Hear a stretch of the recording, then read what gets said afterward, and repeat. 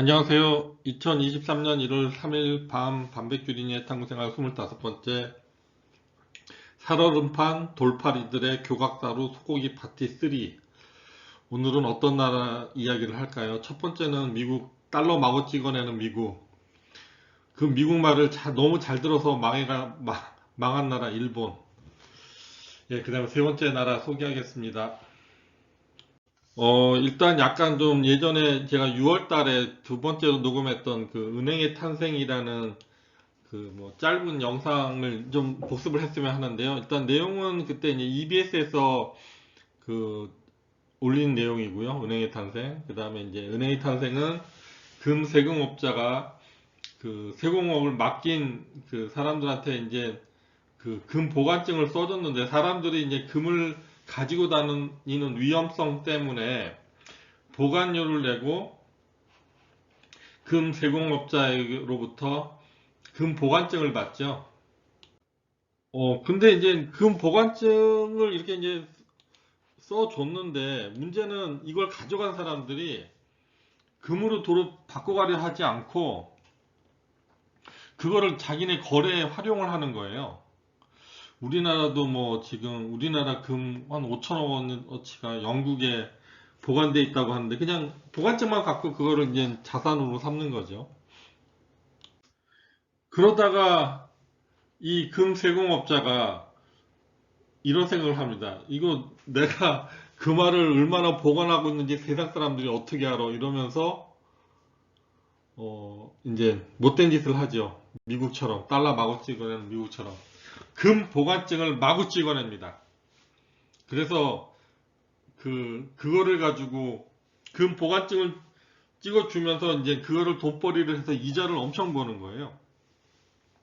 그게 이제 좀 오래되다 보니까 이 새끼가 이 새끼 뭐 하여튼 금 보관증을 찍어주면서 돈을 엄청 버네. 이게 이제 소문이 나가지고 그 진짜 금을 맡겼던 사람들이 이제 다칩니다. 그래서 이제 그 돈을 맡겼던 사람이 찾아오니까 금이 없는 거죠.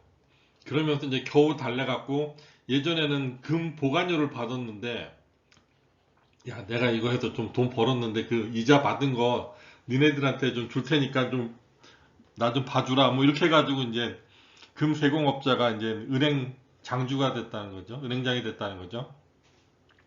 근데 이거는 그 뭐 지금 요즘 말로 하면 이제 근본이제의 시작이다 이렇게 얘기할 수도 있고요. 그 다음에 그 미국 초기 미국에 그 주마다 은행이 있었고요. 중앙은행이란 개념이 없었고 그냥 각자 금만 가지고 있으면 그 다음에 그 자기네들이 이제 금 보관증에 해당하는 지폐를 발행을 하고 그 은행업을 할 수 있었던 겁니다. 그 다음에 이제 신뢰를 안 해주니까 이제 그 표시로는 이제 그 스페인 금화를 그 기준으로 해서 이제 지폐를 발행하게 되는 그래서 중앙은행은 없고 뭐 수백 개의 은행업이 미국의 초기에 있었다고 하네요.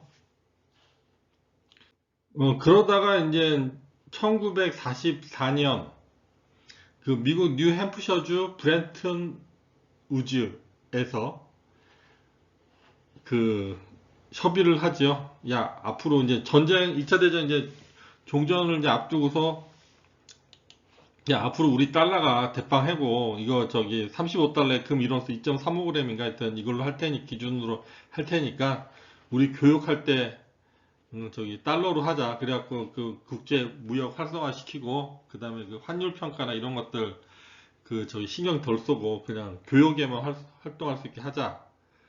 뭐 이런 식으로 이제 기준을 잡고 요 그 달러에다가는 이제 그 금으로 바꿔준다라는 내용이 기재가 돼 있었죠. 그러다가 이제 그 44년에 브렌터우드 출범시키고 이제 그 다음에 이제 요새 그 러시아 우크라이나 전쟁 전에 그 크림반도를 러시아가 우크라이나로부터 뺏었죠. 그 크림반도에 있던 얄타 이 관광지에서 이렇게 셋이서 만납니다. 처칠, 스탈린, 그 다음에 루즈벨트 이렇게 만나서 이제 종전 협의를 하고 그 다음 이제 여기 세워져서 이제 루즈벨트는 이집트 갔다가 에티오피아 갔다가 이제 사우디로 가서 그 자기 미국 군함에서 퀸시오 함상에서 사우디 국왕을 만나가지고, 야, 내가 니네 저기 왕가 보존해 주다니까 니네 저기 우리 달러 받아. 그리고 석유 줘. 이걸 이제 협력을 맺죠.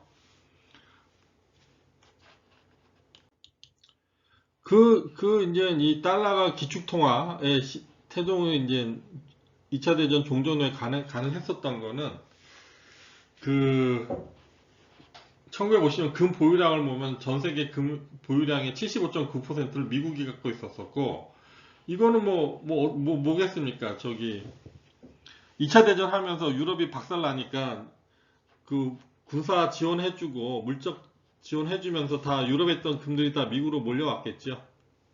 그래서 가능했고, 거기에다가 그 저기 사우드 왕가 이렇게 저기 보살펴 준다고 약속하면서 그 석유도 달러로 거래하게끔 해서 이제 영업의 활용점정을 찍은 거죠. 그리고 난 다음에 이제 루즈벨트 대통령은 미국에 돌아와서 2달도 안 돼서 돌아간 걸로 알고 있습니다. 그러다가 미국도 이 금세공업자처럼 금 보관증이 아닌 달러를 마구 찍어냅니다. 그러니까 이제 이 똑같은 상황이 또 반복되겠죠. 뭐 프랑스, 드골부터 해가지고, 야, 우리 저기 달러 줄 테니까 금 내놔 이러면서 금을 가져가기 시작합니다. 그러니까 뭐 미국 역시도 금이 없지요. 금 세공업자처럼. 그러면서 이제 닉슨 대통령이 이제 충격적인 조치를 취하는데, 그게 뭐냐? 이게 이제 달러를 많이 찍어낸 것 같은 경우는 뭐 이유는 이제 뭐 베트남 전쟁이었죠. 그러면서 이제 뭐 하여튼 한 10%더 달러를 찍어내니까 이제 물가 상승이 됐죠. 근데 5.84%네요. 이 최근에 뭐 미국 뭐 9%, 8%막 이랬는데, 그 다음에 실업률이 올라가고,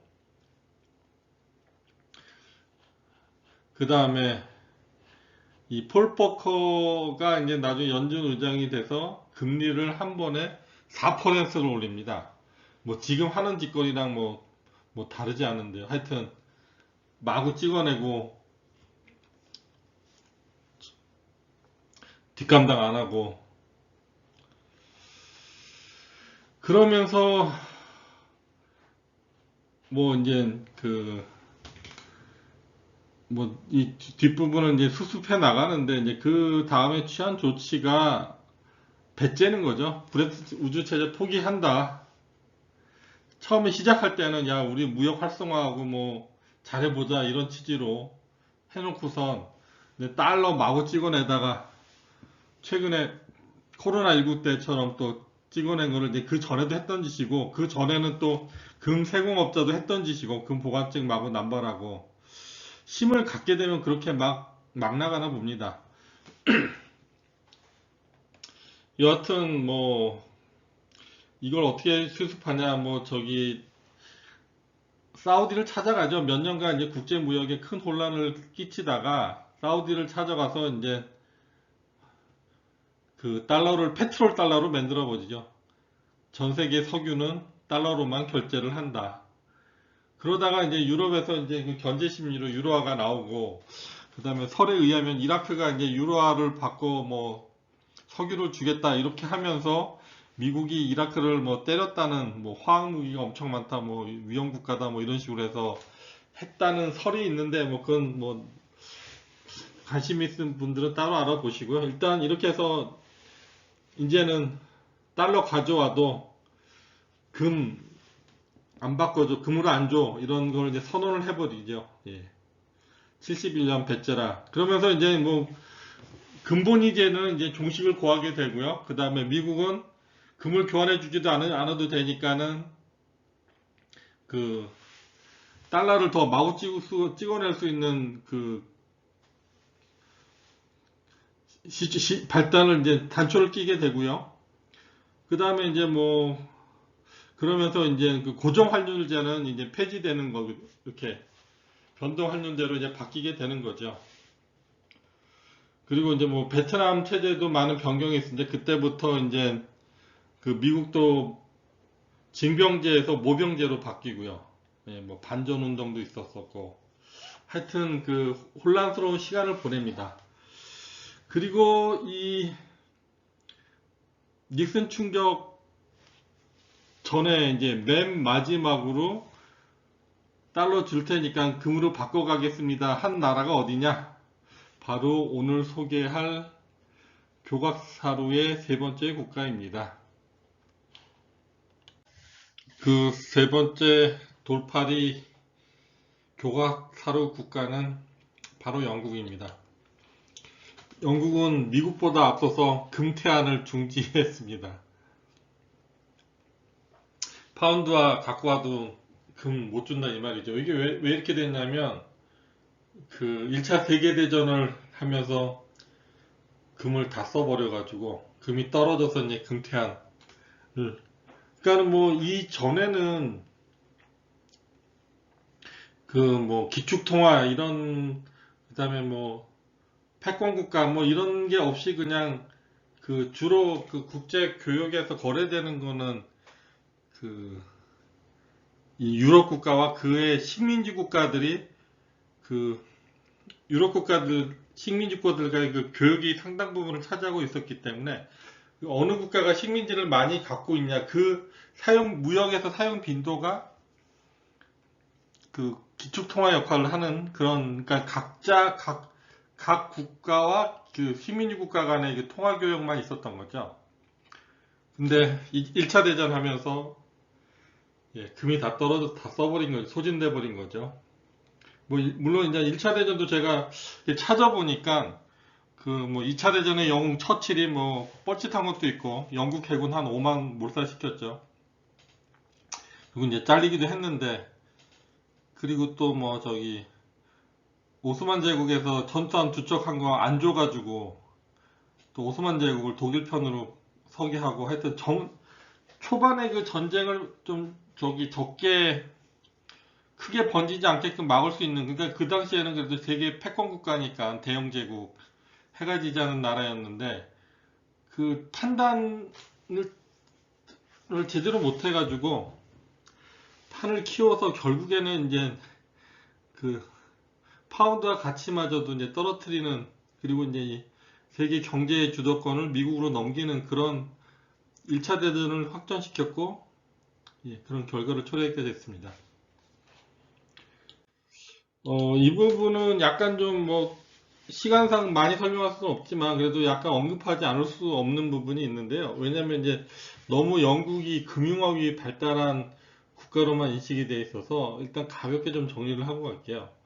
일단은 뭐 저기 세계적인 산업혁명 최초 국가인 만큼 철, 석탄, 금광, 그 다음에 뭐 저기 석유까지 다 있는 국가고요. 그 다음에 밀과 보리도 100% 작업이 되는 국가고, 그 다음에 이제 뒤에 나오겠지만 자동차 산업도 한때 뭐 이제 잘 나갔었고, 그 다음에 방위 산업 같은 경우는 현재 그 로키드 마틴 다음에 베이 시스템이가 여기가 2위 국가 2위입니다. 그 다음에 이제 제트 엔진이라고 롤스로이스가 있는데, 이거 항공 우주 쪽에서도 그 롤스로이스가 비행기 엔진 중에서 2위 업체고요.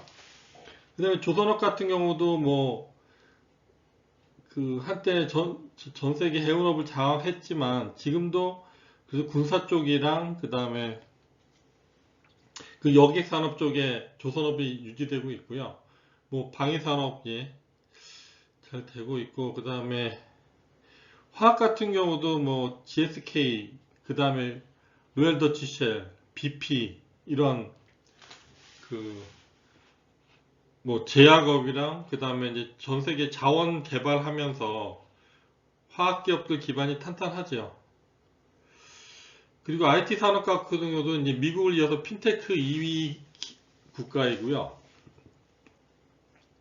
그 다음에 이제 뭐 전 세계 무역을 장악했는데 그 중에서 이제 그 로이드라고 보험사들의 보험사 역할을 하는 거래소가 또 그 영국에 있고요. 그 다음에 이제 여기 또 나타나지는 않는데 그 법률 업체도 세계 1위입니다. 그 뭐 예를 들어서 저기 어디죠?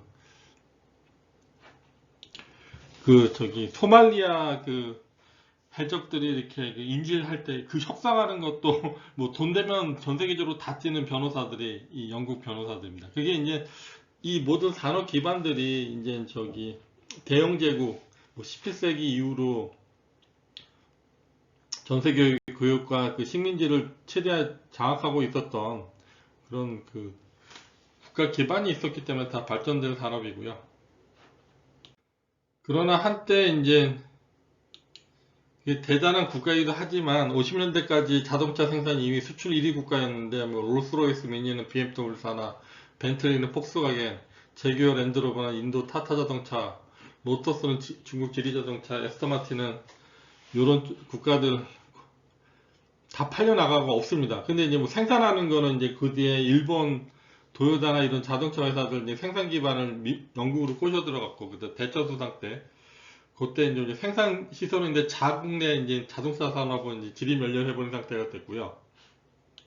그리고 이거는 저기 저도 몰랐던 건데 이게 저기 OECD 국가 중 최초의 IMF의 구제금융을 신청한 나라였습니다. 뭐 참 내용도 참 가당치도 않아요. 그러니까는 그 1차 오일 쇼크 끝난 다음에 정부 공공지출로 해갖고 외환보유가 다 바닥이 났는데 이 노동장 정부라 그런지 이제 그 노조들도 세고 이래가지고 이 복지 비용을 줄이질 못하게 해주고 아니 돈이 없으면 돈을 쓰지 말아야죠. 그걸 뭐 이제 하여튼 고갈이 되는 바람에 오일 쇼크 여파에 가시지도 않는 상태에서 그래갖고 이런 치욕적인 협상을 합니다. 아 근데 이제 보면서 느끼는 게 우리는 IMF 때 그냥 후딱후딱 항복하고 그 저기 받았던 것 같은데 여기는 그래도 나름 뭐 저기 공기업 BP도 팔라고 지분도 팔고 뭐 여러 가지 자꾸 내고를 했었는데 하여튼 뭐 매몰차게 이제 미국이랑 독일이 저기 협상안에 동의를 안 해줘가지고 하여튼 굴욕을 당했었습니다. 그 다음에 이제 뭐 자세한 내용은 나중에 뭐 저기 조지 소로스 검색해 보시면 아실 텐데 이 뭐 이제 독일 통일 이후에 뭐 이제 그쪽에 마르크와랑 그 환율 조정을 맞추다 보니까는 이 금리를 높이게 되다가 이제 그 소로스한테 그 외환 헤지펀드 세력한테 공격을 당해가지고 파운드화가 하락을 하면서 뭐 결과적으로는 조지 소로스가 10억 달러를 했는데 그 뒤에 달라붙은 그 또 다른 해지 세력들까지 하면 뭐 영국에서 밝히진 않지만 상당한 뭐 수십조 아니면 수조 원이 하여튼 손해를 봤었던 것 같고요. 이거는 이제 대처 수상 때입니다. 이건 뭐 그 다음에 이제 그 여왕폐하의 은행이라는 1762년에서 1995년 문을 내린 230여 년 된 베어링 은행이 또 파산을 합니다. 이거는 이제 뭐 선물시장에서 그 일본 그 지수의 그 파생상품을 일으켜가지고 망했는데 뭐 결과적으로 이제 뭐 인력 관리가 안 됐었던 거죠. 그 우리가 이제 영국 하면 금융업 강국이 실질적으로 전제도 그래도 저기 뭐 달러 그다음에 유로화 다음에 세 번째 파운드화 기축통화국이고요. 그리고 뭐 보험이라든가 뭐 여러 가지 금융업들도 아직도 많이 발달되어 있고 앞서 있습니다. HSBC도 영국 거고요. 그런데 실질적으로 내부 상황을 보면 GDP 성장률도 뭐 마이너스도 있고 2008년도에도 그 저기 서브프라임 모기지 그 채권을 많이 산 게 또 영국 은행들이었어요. 그래서 뭐 그 10억 파운드 단위인데 이렇게 되면 한 뭐 20조 정도 되는데 경제 성장률도 줄고 요번에 코로나 때도 또 줄고 계속 재정 적자고 상당히 생각보다 많이 골병든 나라 같아요. 요 뒤에는 왜 자료조차가 발표를 안 한 거지 없는지.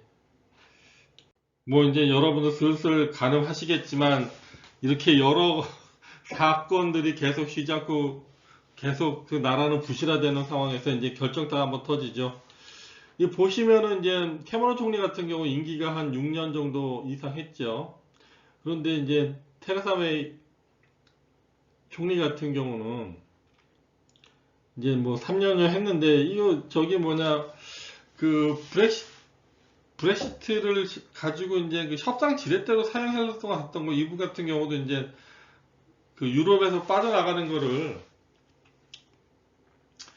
그 브렉시트를 하려고 생각을 안 했었는데 이게 정치적으로 밀리다 보니까 그래 그러면 뭐 어차피 투표도 안 될 건데 하고 했는데 대다수 영국 국민들도 그냥 말로만 하지 그렇게 안 될 걸로 했는데 결국 투표를 했더니만 브렉시트가 결정이 됐잖아요. 그래가지고 그거를 또 안 하려고 그 이제 이행 협정을 질질 끌면서 협상이 안 되면서 계속 미뤘는데 결국에 또 이제 또 하나의 또라이 보리스 존슨 총리가 굳히기를 들어가죠. 뭐 보면은 이게 이제 뭐 참 머리도 이상하고 뭐 옛날에 럭비 선수했다고 막 애들이랑 막 럭비공 갖고 싸우기도 하고 하여튼 기행을 많이 저질렀는데 이 사람이 결국에 이제 브렉시트를 완결시키고 그 다음에 이제 진짜 또라이 미친년 예, 트러스 총리가 나타납니다. 그 제가 뭐 이게 국가의 총리인데 또라이 미친년이라고 하는데 이게 과한 발언인가 싶은데 이 사람이 이제 취임식 날 뭐 경제라는 단어를 23번 썼잖아요. 자기가 뭐 제2의 대처가 되겠다는 둥 젊은 혈기에 75년생이죠. 뭐 되게 자신감 있게 행동을 합니다. 그 취임 연설의 주 글자는 뭐냐면 이제 소득세율 낮추고 1%, 여기 우리도 최근에 뭐 1% 낮췄죠. 그다음에 또 저기 소득세 최고세율도 40%, 저는 50%대로 알고 있었는데 하여튼 뭐 인한 소득세율도 낮춘다고 그러고 그 다음에 이제 법인세도 다 올리기로 했던 것도 다 철회하고 그 거기에 더해 이제 뭐 저기 그 전기세 인하한다고 그러고 뭐 여러 이제 돈 쓰는 일만 한다고 하죠.